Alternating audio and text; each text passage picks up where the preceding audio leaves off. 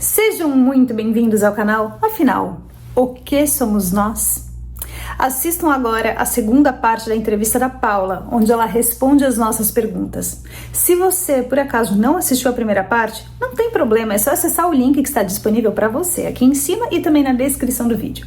Vai lá, confere a primeira parte e volta aqui para fechar com chave de ouro. E se gostarem, por favor, deem um like, compartilhem com os amigos, se inscrevam no canal. Isso ajuda muito a mensagem chegar a mais pessoas. Bom proveito!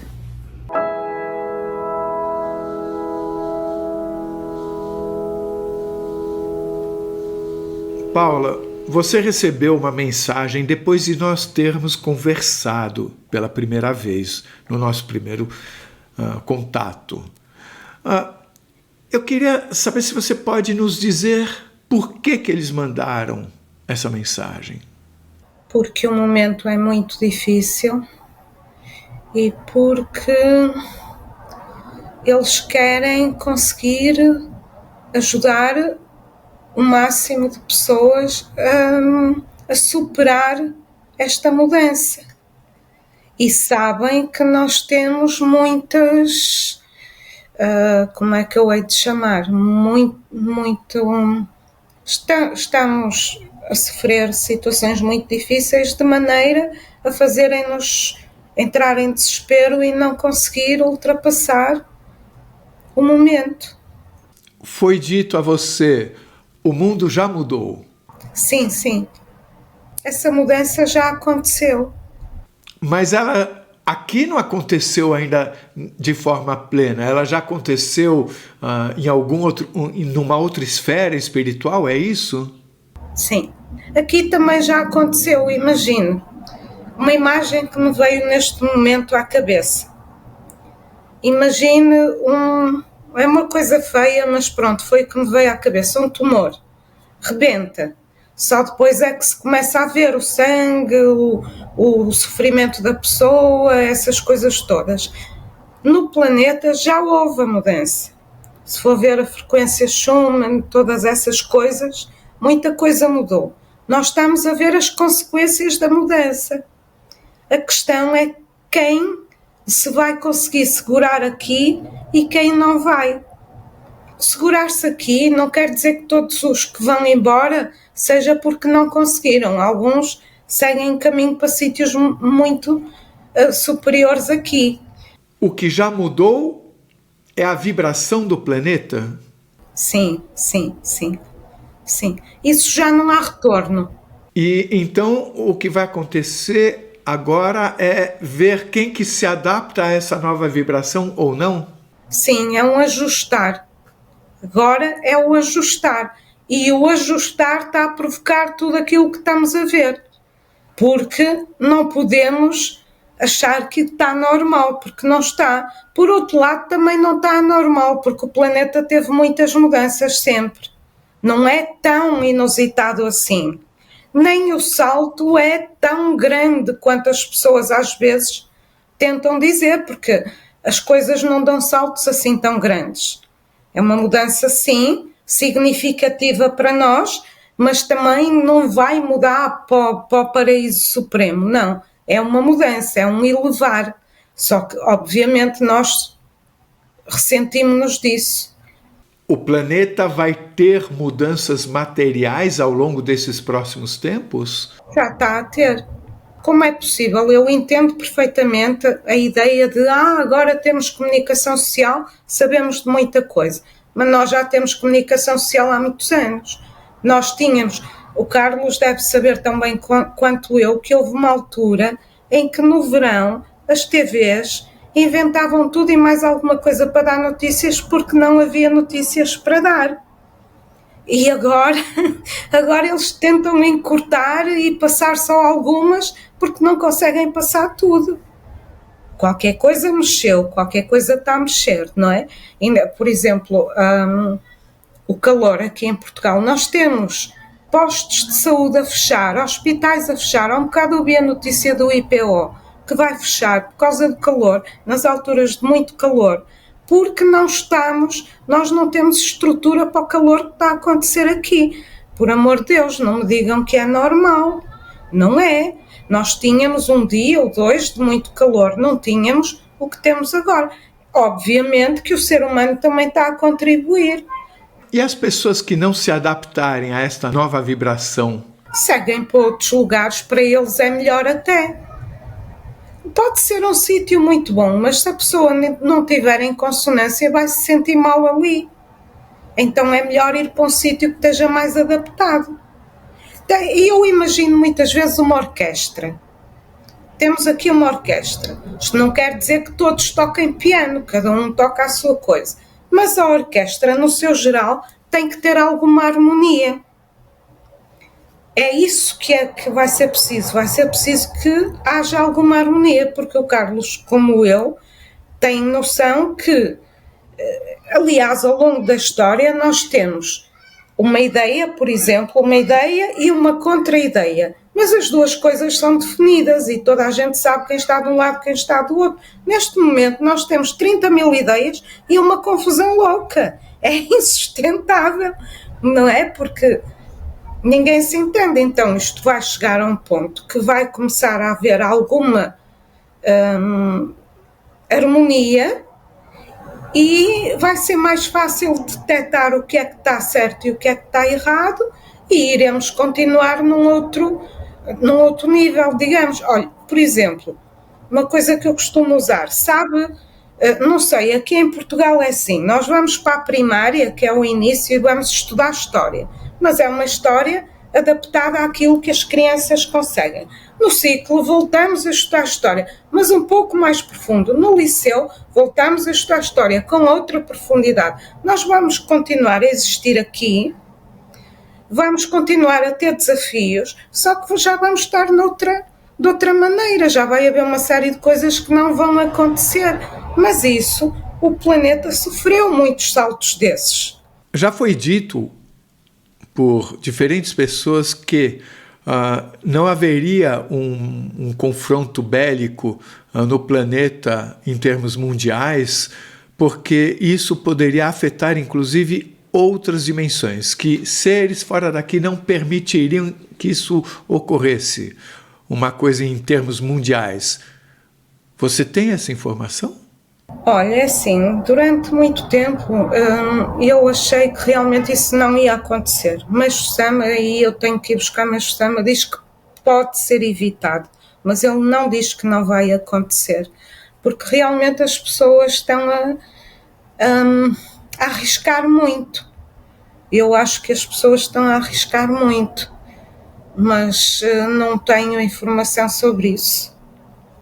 Sei que aqui em Portugal, aqui na Europa, já se sente esse peso. Aqui já se sente o peso que eu sentia na altura da Guerra Fria. Você, quando me passou o e-mail, você deu o título para o e-mail Micropartículas. E você não falou nenhuma vez em micropartículas. Eu queria que você me explicasse por que o título, se você não falou. Olha, eu não falei porque são muitas coisas, só por isso. Mas é assim, há muitas coisas que eu não falei. Foi uma altura que por vezes eu até estava a trabalhar e tinha que largar tudo e vir, porque eu começava a ver tudo como se fosse... O micropartículas foi o nome que eu ouvi vocês darem. Para mim é como se eu estivesse debaixo d'água, ficava tudo fragmentado. Na altura o que eu dizia era que ficava tudo fragmentado. Eu não conseguia ver de outra maneira. E também havia outra coisa que era como raios relâmpagos, sabe? De luz.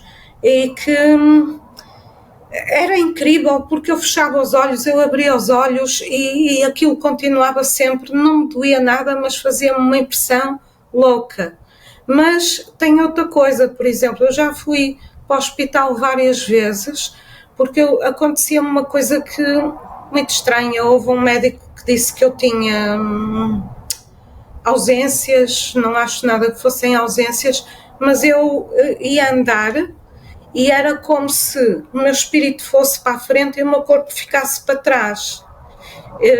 Ou ao contrário, o meu corpo ia para a frente e o espírito ficava para trás. Mas lá está, eu acho que isso está tudo ligado com a vontade que eu sempre tive de ir embora. Depois acabaram por me... Pronto, eu tanto procurei que perguntei a algumas pessoas, como a Wagner Borges, e a uma certa altura disseram-me que era uma desconexão no encaixe. O espírito tem que encaixar no corpo e não encaixava devidamente. Como não encaixava devidamente, eu passava o tempo com aquela sensação. Mas volte a me explicar sobre essas micropartículas. Você via como se toda a realidade fosse reticulada? Fragmentada. Reticulada é o que exatamente? É como uma rede. Não. Está a ver como é que é debaixo d'água? A refração Sei. debaixo d'água era assim que eu via. Como ficava tudo fragmentado. Mas quando eu vejo embaixo d'água, eu não vejo fragmentado, eu vejo diferente, mas eu vejo tudo ligado. É capaz. Era tudo assim. É como se fosse feito de pedacinhos. Sim. Tanto as pessoas, quanto as paredes, quanto as árvores, tudo. Tudo o que eu olhasse, eu achei que tinha problemas nos olhos. E os pedacinhos eram iguais nas pessoas e nas árvores, por exemplo? Sim. E tinham cores também? Sim, muito intensas. É interessante, porque isso já foi dito por algumas pessoas, né? Parece que é uma confirmação, né? Foi aí que eu fui buscar o nome micropartículas. Nunca me tinha lembrado de chamar isso. Agora eu vou começar do início da conversa. Você disse que você via, quando a sua avó limpava, você via luzes saindo das coisas. Como é que era essa luz? Era só um brilho? Um brilho dourado. Aí você passou por situações bastante difíceis. Aos 14 anos começou a catalepsia. Teve a situação do seu pai com seu irmão e ele próprio. E você falou que depois você sentiu uma luz no chakra frontal das pessoas, como se fosse aqui. No meu. No seu frontal? Mas não era... A minha questão com isso é que não era uma luz no meu chakra, era uma luz direcionada ao meu chakra, que vinha não sei de onde até hoje, e que era direcionada ao meu chakra. A sensação que eu tinha é que me queriam comandar. Queriam te comandar? Não parece algo bom. Pois não. Por isso é que me fazia ficar nervosa, desequilibrada. Que cor que era essa luz? Amarela.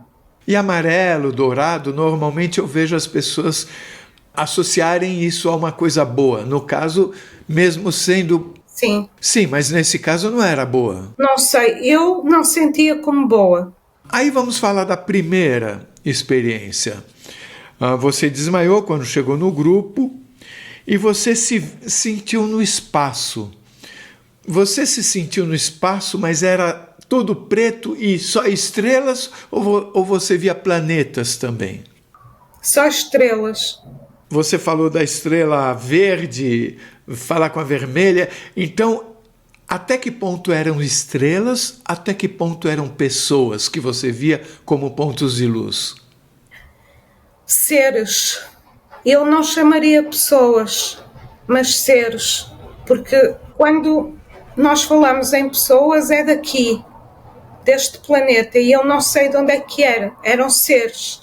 O que eu percebi e que me surpreendeu foi que todos aqueles pontos que inicialmente eu achei serem estrelas eram seres. E cada um, quando eu focava a minha atenção, cada um tinha a sua cor. Eram muitas cores. Você comentou assim, isto sou eu, mas eu não tenho corpo. Você não se via como luz também? Não tinha uma ideia que eu fosse luz. Também não era sombra. Você só tinha uma consciência de que você estava ali. Sim. Mas eu tinha um corpo ali. Só que não era um corpo palpável. Mas a ideia que eu tinha de mim era de um corpo. Eu estava ali toda. Aquilo era eu.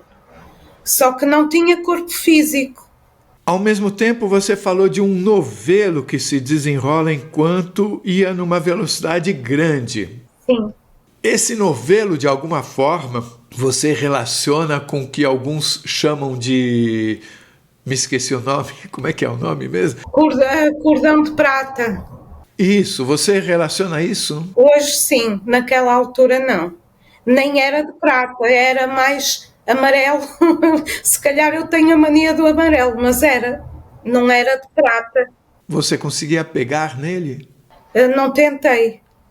Não tinha necessidade também.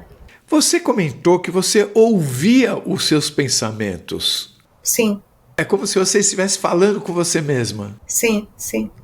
E aí você disse que você ali já sabia de tudo, não havia dúvidas. É, Você sabia de tudo porque você estava conectada a tudo e é como se o conhecimento de todas aquelas luzinhas também fossem o seu conhecimento? sim. A ideia de subconsciente coletivo é uma coisa que me faz muito sentido.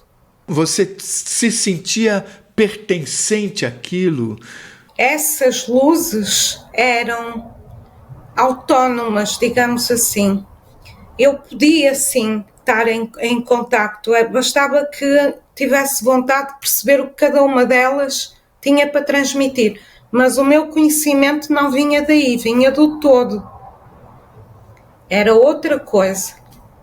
Não, quando eu dava atenção, como se fossem seres individuais. Quando eu dava atenção, sim, não havia barreira do conhecimento. Mas o meu conhecimento, as minhas respostas vinham do todo. Digamos que era outra secção, outro setor. Você não via o todo, você sabia que vinha do todo. Sabia. E vinha e sentia dali alguma ironia em eu estar tão admirada por saber aquelas respostas todas. Mas era diferente dos pontos que eu ia vendo. Os pontos que eu ia vendo era outra coisa. Mas era tudo que você via, eram esses pontos. O todo em si você não via. Sim, os pontos via que tinha um caminho, que eu não cheguei ao fim. Isso eu tenho plena consciência que não cheguei ao fim. Eu via onde punha a minha vontade. Não é? E como foi, eu estava ali sem saber muito bem para onde me virava, também não tive tempo para ver muita coisa, mas eu sei que muito do que eu vi, muito do que eu entendi eu não trouxe, eu só trouxe uma coisa muito pequenina, havia muito mais que aquilo. Eu sei que ao voltar a maior parte do conhecimento ficou lá.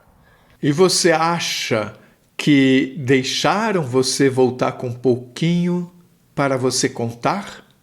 Para eu contar, penso que sim, sem dúvida. Acho que foi muito esse o meu papel na minha vida, mas também para me pôr na linha, digamos, para que eu tivesse uma outra consciência desse mundo espiritual, desse outro lado. Também foi isso, paralelamente. É para você, com certeza, mas também para você contar. Sim, sim, sim, sim. Você comentou num certo momento que esse túnel, que parecia ser um túnel, tinha paredes de vidro. Sim, transparentes. Por isso que você via as luzes. Tudo, via tudo. Quando você chegou lá, você já estava então nesse caminho com paredes de vidro. Sim, sim. E você sentia que estava indo muito rápido, por quê? Porque as luzes passavam por você?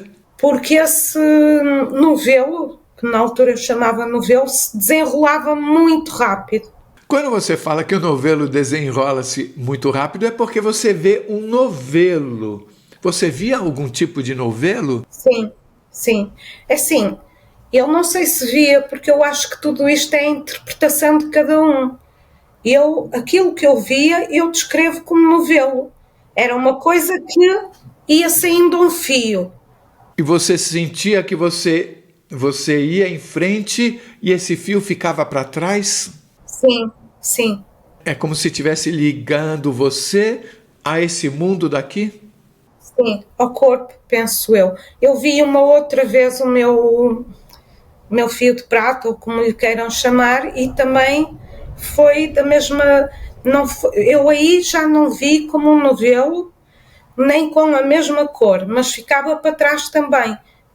Eu ia e ficava ligado lá atrás. Você não viu seu corpo, mas viu o novelo, né? Eu não estava interessada no meu corpo. Não foquei nunca. Em todas as experiências que eu tenho, só vi o meu corpo uma vez. Você, fora esse conhecimento que você tinha do todo, que tipo de sensação você tinha a mais quando você estava lá? De paz, de não sofrimento, de tranquilidade, de leveza. O meu corpo sempre, eu era bem miúda, incomodava-me muito. Ali era muito bom. Aí teve o comentário da luz verde que fala para a vermelha, olha, essa saiu em disparada. É um comentário muito humano, né? Pois, Parece, tá vendo aquela ali? Saiu em disparada, você viu? foi, é isso. Você sentiu que você conhecia algumas daquelas luzes? Não. Veja só, eu não as conhecia de lado nenhum e elas tiveram o desplante de ter um comentário daqui. Você não tinha um ser acompanhando você mesmo que você não visse? Não. Aí você diz que em algum momento você olhou para trás, não foi? E isso fez com que você abrandasse a velocidade, que logo passou a ser o movimento de volta.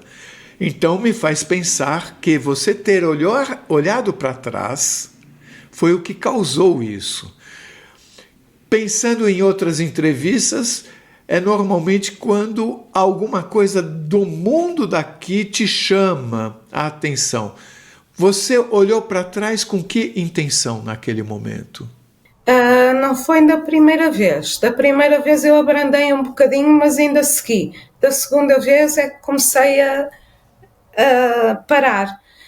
O que aconteceu foi eu começar-me a perguntar o que é que estava ali a fazer. Porque é que eu ia para ali? Não me lembro de ter pensado em ninguém, não me lembro de ter ficado preocupada no sentido de ter aqui alguma coisa que me agarrasse. Foi o eu questionar.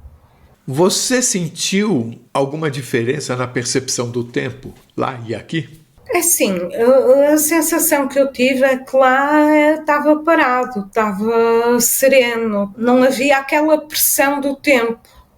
O tempo passava lá como passa aqui? Não tenho nenhuma referência sobre isso, a não ser que era muita paz e que, portanto, não estava preocupada com isso sequer. Talvez isso seja a ideia de não haver tempo, não haver preocupação em relação ao tempo. Você diz que depois da primeira EQM que você teve uma saída do corpo. Eu não me lembro se era dormindo ou numa meditação, não sei como é que foi, que você foi dar uma palestra. Foi a dormir, sim. Sobre Allan Kardec, você falou isso. Sim, sobre o que eu aprendi sobre ele. E onde foi essa palestra? Numa gruta. Mas onde estava essa gruta, você sabe dizer? Não sei, era um sítio, eu lembro-me porque eu tomei consciência que estava lá porque estávamos a passar num sítio muito perigoso. E então o ser, o guia, como lhe queira chamar, que estava atrás de mim, alertou-me para que aquilo era perigoso. E aí eu tive consciência e depois continuamos esse caminho. Entramos numa gruta, aquilo era tudo deserto, não havia plantas, não havia nada. Era só pedra. E tinha muitos seres nessa gruta, com vestes brancas, e eu fui contar aquilo que eu tinha aprendido, aquilo que eu lia aqui, eu fui passar e eles ficaram muito contentes, eu vim muito feliz, acordei muito bem. Era no planeta Terra isso? Não lhe sei dizer. Apesar de que seres com vestes brancas a gente ouve muito quando não é no mundo material, né? Sim. Você não sente se era num mundo material ou não? Não sei se isso faz muita diferença. É porque algumas pessoas falam que estiveram em aulas, ou dando aulas, ou recebendo aulas. Eu aproveito para perguntar, você hoje, durante a noite, você sai para fazer trabalhos? Sim, mesmo acordada. Mesmo acordada. Mesmo acordada, você vai fazer algum trabalho no mundo espiritual? Isso tem a ver com o momento atual do planeta? É sim, isto tem se intensificado. O momento atual do planeta é uma coisa que me faz sentir ainda mais responsabilidade, digamos. Apesar de que, por outro lado, em termos de exigência, eu acho que a exigência para mim diminuiu um bocado. Não sei se é porque eu ganhei essa consciência, então não têm que me pressionar tanto, não é? Porque eu já tenho essa consciência neste momento. Olha, eu não estou a dizer que eu sou perfeita nem que faço tudo direito. Estou a dizer que me tento esforçar todos os dias. E talvez por isso agora não me pressionem tanto. Porque eu era muito pressionada, muito. O que você pode dizer sobre esses seres para a gente? Era um ser com muito mais conhecimento que eu, que me levou possivelmente por eu estar encarnada, porque estava mais próxima, é a sensação que eu tenho. Nós, quando estamos encarnados, temos uma maneira de ver as coisas diferente de quando estamos no mundo espiritual. E então, a maneira como eu ia transmitir o conhecimento ia ser muito mais perceptível para esses seres do que se fosse esses seres mais elevados que estavam comigo a tentar transmitir a mensagem. Eu estava mais aproximada àqueles seres. Você falou de pessoas estarem posicionadas no planeta Terra, em alguns lugares, para canalizarem luz. Isso pode ser feito mesmo sem elas estarem conscientes dessa função? Sim. O importante é ter o corpo físico. Então, isso dá a entender que, para que seres fora daqui possam nos ajudar, eles precisam de pessoas aqui. Sim. Sim. Mas, se me permite, voltando um bocadinho atrás, é quase como, imagino que tenho ali 3 ou 4 garotos e eu sou a adulta e eu tenho um filho ou uma filha mais ou menos da idade dos miúdos e eu, para não ser eu a ir dizer porque eles não iriam aceitar tão bem, eu digo ao meu filho ou à minha filha, olha, vai levar isto e diz-lhes para eles irem para a cozinha, para não ser eu a intrometer-me, porque é mais fácil para os miúdos aceitarem a mensagem de um outro igual. Percebe? Foi mais ou menos isso que eu senti, que me levaram ali, porque eu era mais igual àqueles seres e era mais fácil ser eu a passar a mensagem. Sim, entendi. Porém, com relação a pessoas estarem em lugares diferentes para receberem a luz, parece que precisa haver seres encarnados para que isso possa ser feito aqui, como se fossem âncoras. Sim. Sim. Você diz que você nunca quis estar aqui. Não. Você, desde pequena, você sente saudades de algum lugar? Não sei se sinto, talvez, não lhe sei dizer. Há muita coisa que eu não sei dizer. Aliás, eu sei muito pouca coisa. Sei que aqui nunca foi confortável. Nunca. Nunca me senti confortável aqui. Você já viu algum ser falando com você sobre isso, seja só um ser ou uma nave, como alguns falam? É assim, eu tinha pai 14 anos, criei um grupo com uma amiga minha para estudar OVNIs, mas nunca vimos nada, nada.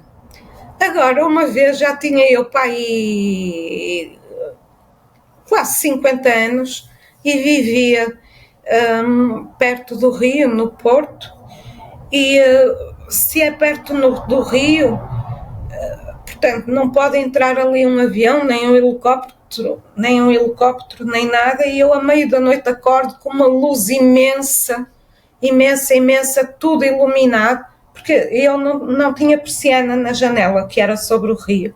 Uma luz que eu fiquei sempre com a ideia que seria alguma coisa, mas não garanto. Agora, eu já tive experiências a dormir com alguns seres. Tive uma numa espécie de laboratório, que era muito escuro, e eu não gostei daquilo, e comecei a dizer que tinha que vir embora. Eu sabia que estava a dormir, muitas vezes eu sei que estou a dormir, quase sempre.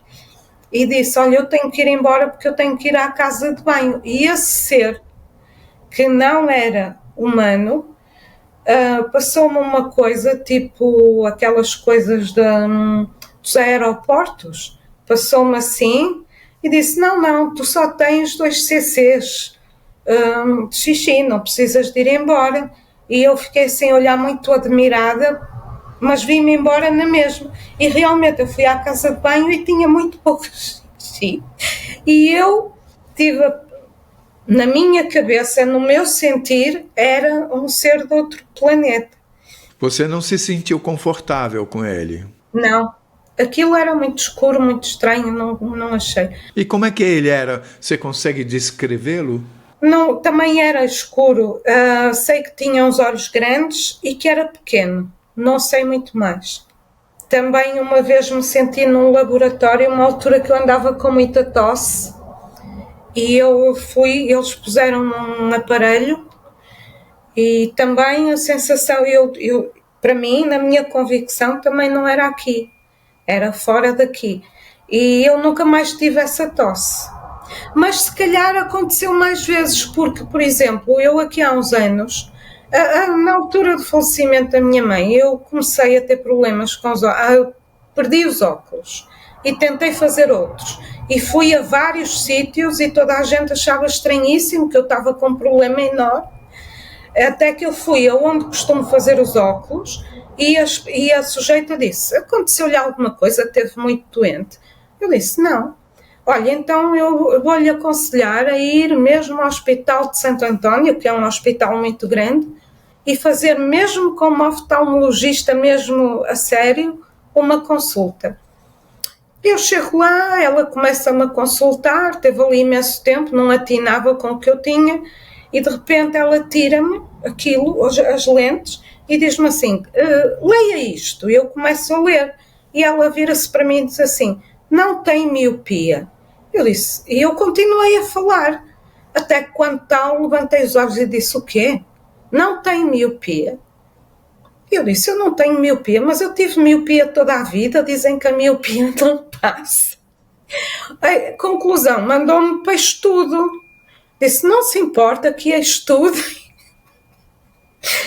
Eu disse, bem, eu já estava a ver que um dia destes alguém me queria estudar, mas nunca por causa da miopia.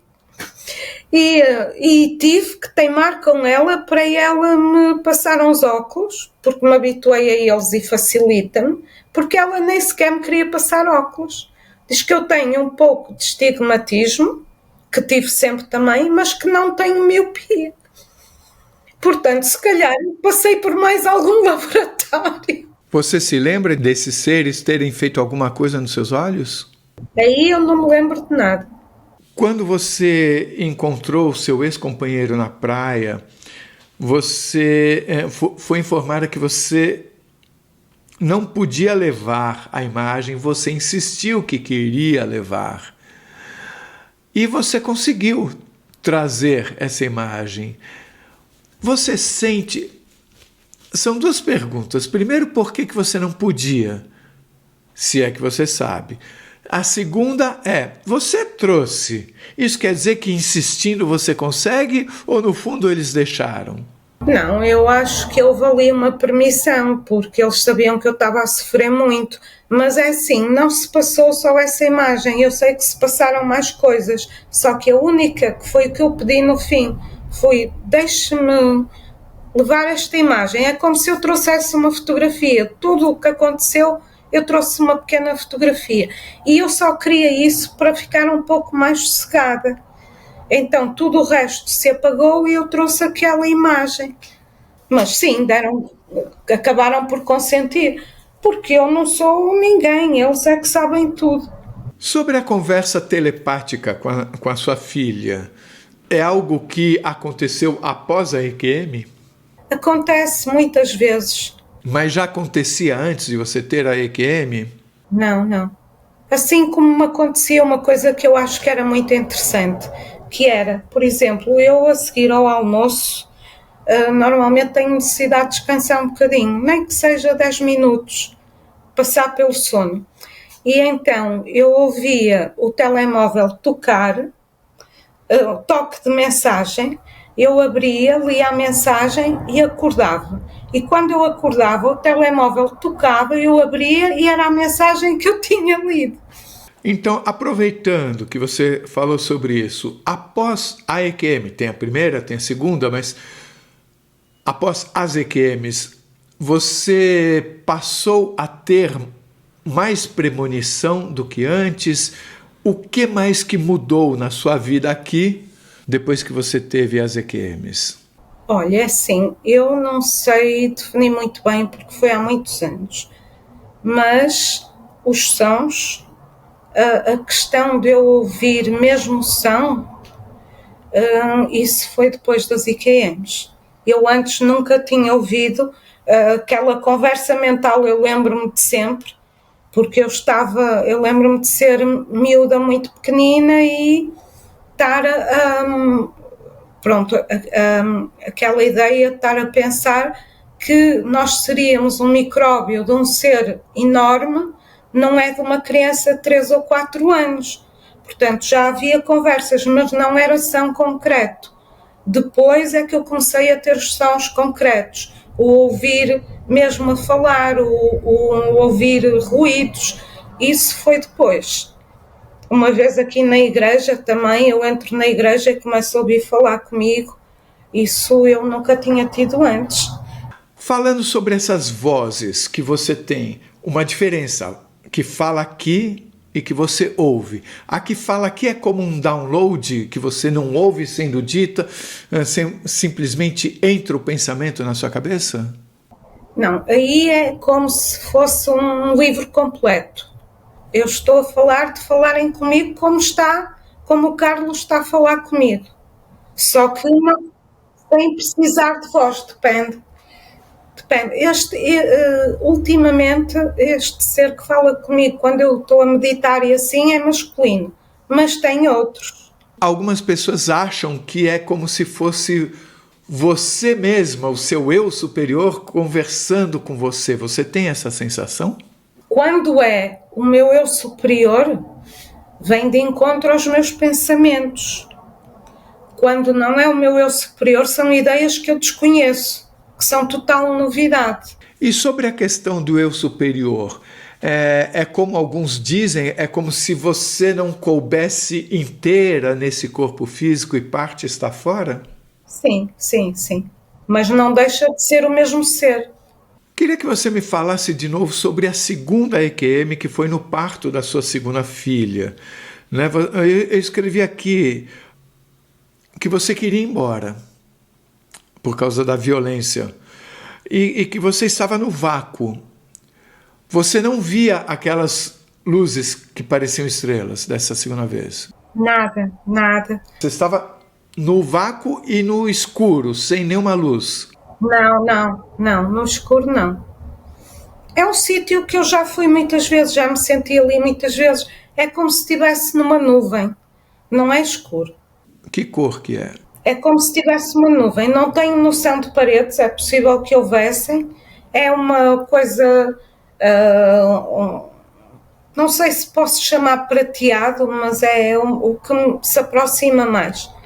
Estava ali assim. Não houve qualquer tipo, nem de ironia, nem de antipatia, não. Foram muito cordiais comigo, até amistosos ou amistosas. Então, foi falado para você que você deveria voltar porque a sua filha mais velha não aguentaria. Isso chegou a você como um download ou você escutou a voz? Escutei a voz, mas na minha cabeça. E era masculina ou feminina? Feminina. E você sentia que você conhecia? Não. Eu escrevi aqui como se alguém tivesse falado, como que ela está aqui? Ela não havia morrido? Eu não entendi essa parte. Eram os enfermeiros e os médicos. Quando eu comecei a acordar, isso eram pessoas mesmo. Diziam, então ela não morreu? Mas não foi esta que morreu? Ela não tinha morrido. E eles perguntavam-se uns aos outros. Como assim? Como se você tivesse morrido em outra situação antes do parto? Não, naquela situação do parto. Então houve alguma coisa? Sim, eles não me levaram para a enfermaria sequer. Eu nem podia mexer o pescoço no dia seguinte, doía-me o peito todo, uma dor horrível. No dia seguinte a minha filha nasceu ao fim da tarde, ninguém sabe a hora, por mais que eu perguntasse.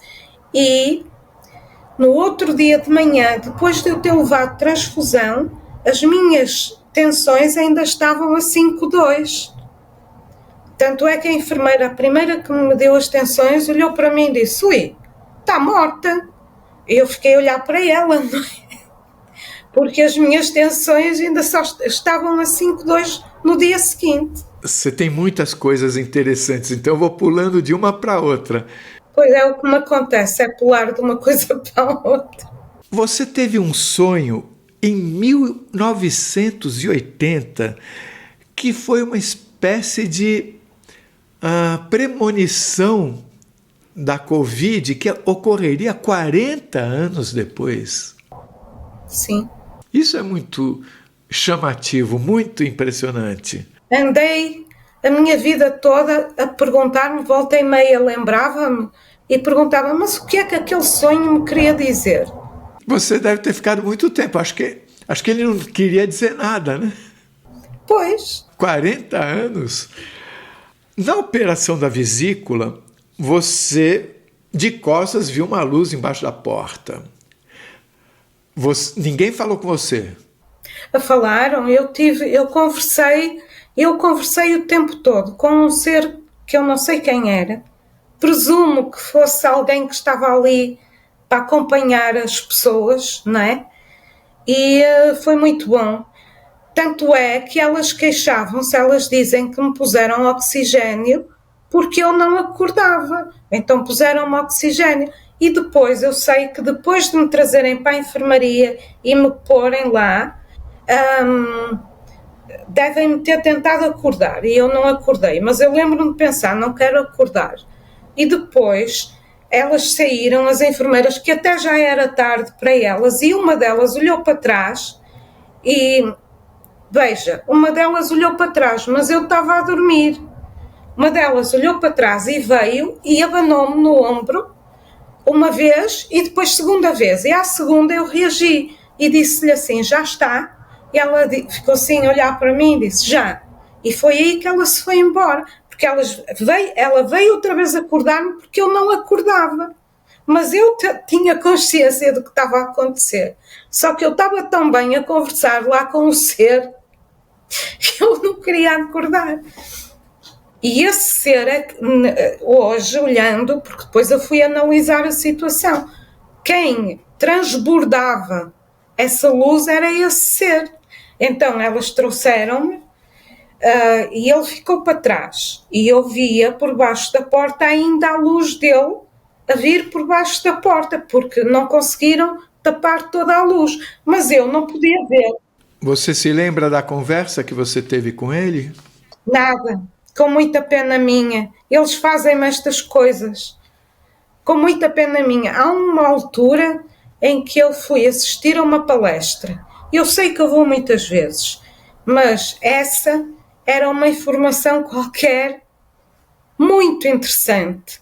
E eu, lá na palestra, disse, eu tenho que levar isto, deixa-me ir para lá, que eu vou pôr isto e venho já outra vez. Vim, acordei, e quando acordei eu pensei, não, isto é tão fantástico que eu não me vou esquecer. Então posso voltar. Tornei a dormir, fui outra vez para a palestra e depois lembrar-me do que era. Nunca mais até hoje, não imagina o arrependimento que eu tenho de não ter escrito logo. mas nunca mais recuperei. E você se lembra das pessoas que estavam nessa palestra e de quem dava essa palestra e onde era essa palestra? Desse dia não me lembro, mas por exemplo, aqui há um tempo eu fui assistir a uma palestra e há uma parte que eu me lembro, mas essa eu escrevi depois, mas não foi o conteúdo, foi porque havia um senhor ao meu lado esquerdo que era... que inicialmente não me chamou grandemente a atenção.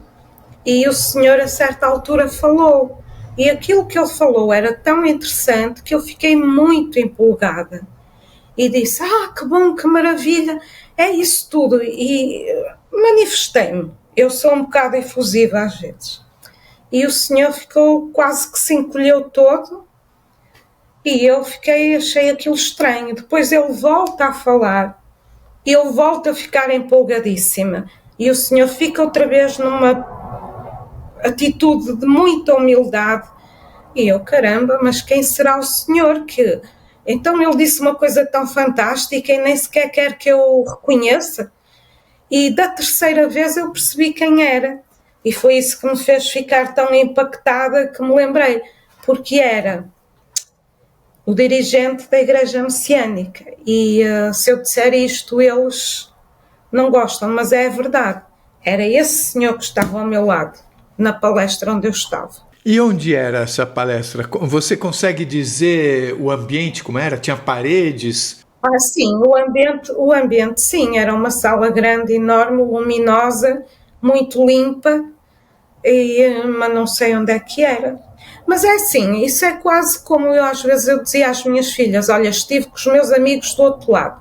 Há pessoas que eu encontro do outro lado e que eu reconheço, mas para mim é tão natural. Como, por exemplo, uma vez faleceu um ministro da Messiânica que estava a acompanhar a minha filha e deixou o acompanhamento a meio, porque ela era miúda e estava com um problemazinho, não era nada de extraordinário.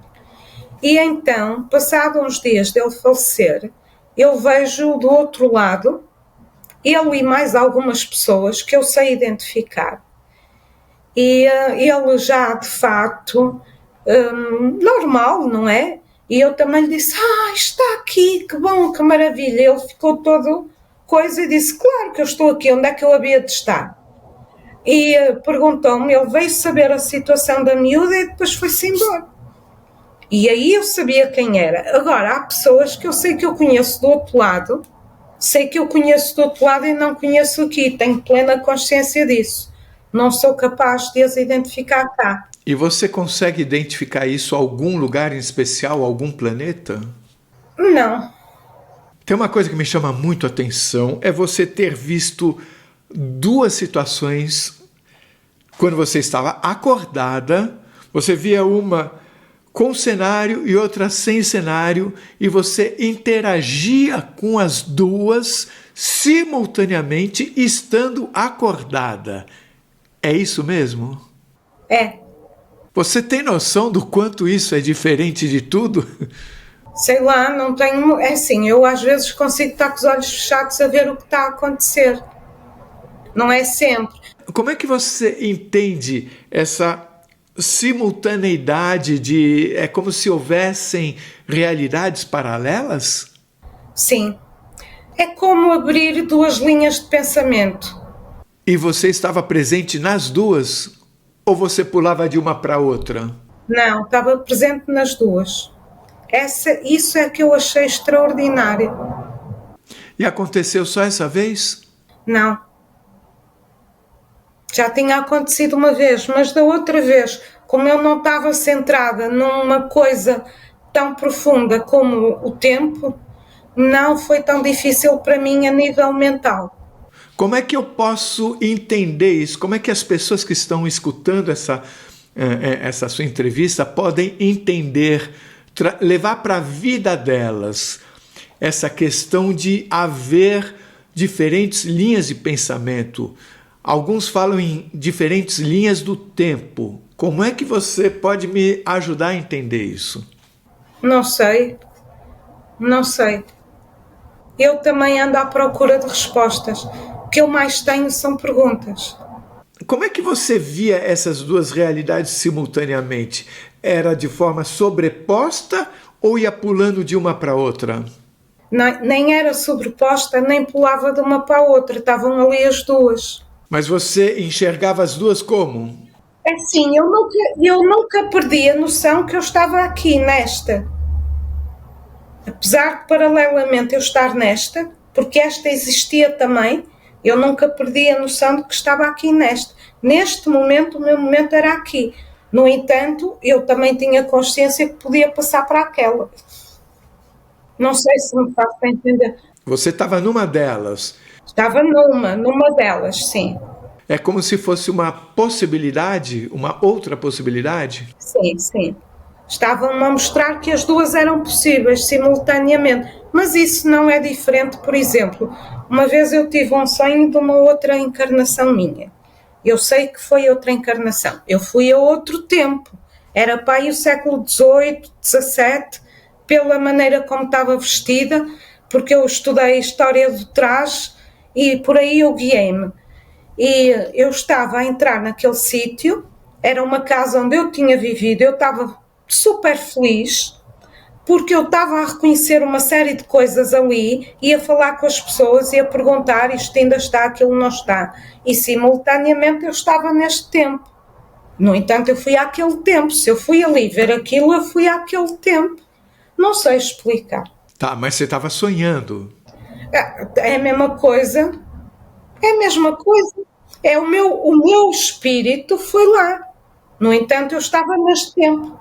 Mas eu que estou escutando aqui, eu fico mais impressionado quando você me conta de uma situação em que você estava acordada. Acordada, também eu. Vendo uma situação e tendo o conhecimento de que haveria uma outra possibilidade.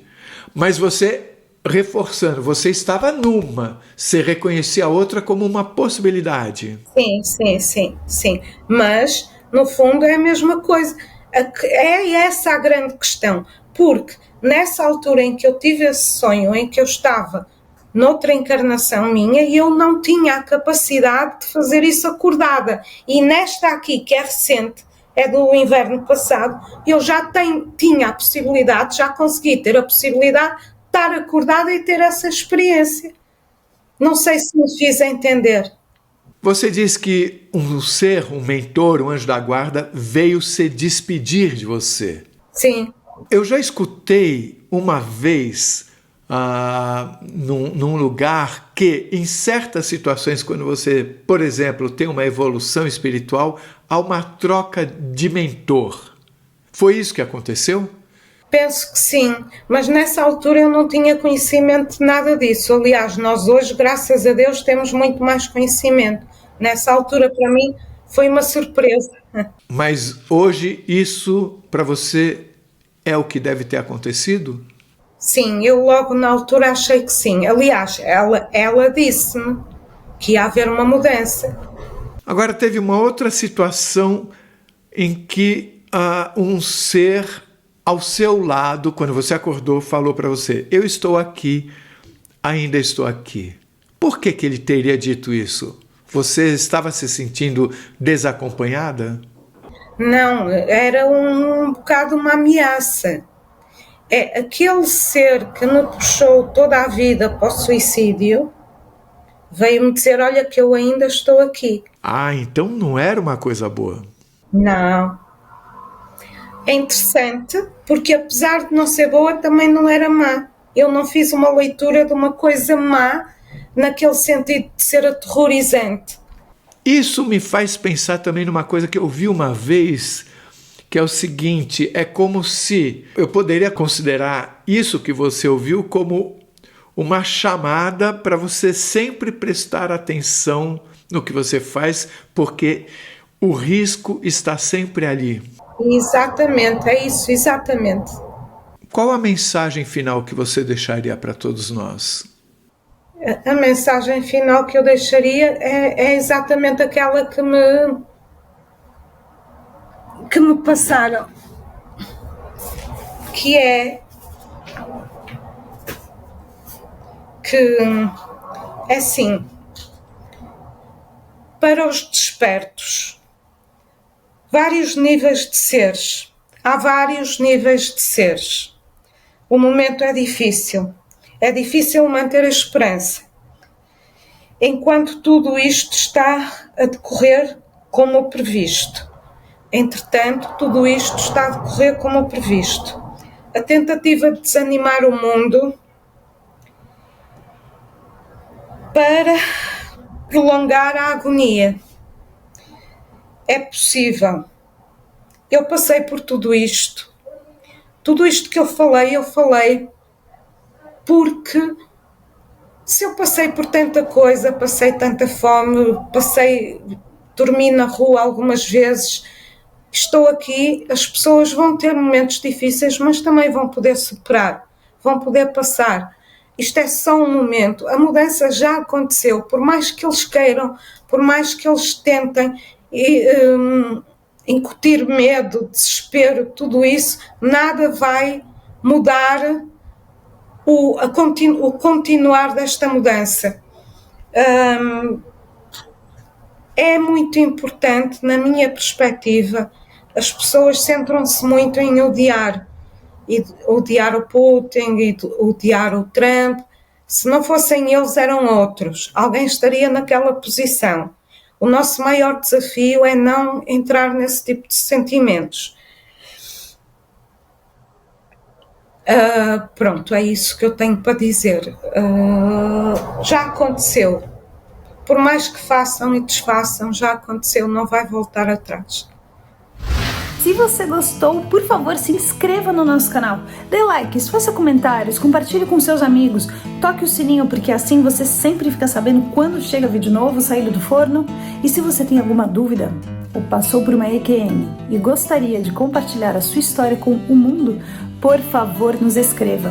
O nosso e-mail é afinal.oquesomosnós@gmail.com. Essa é uma nova fronteira do conhecimento humano.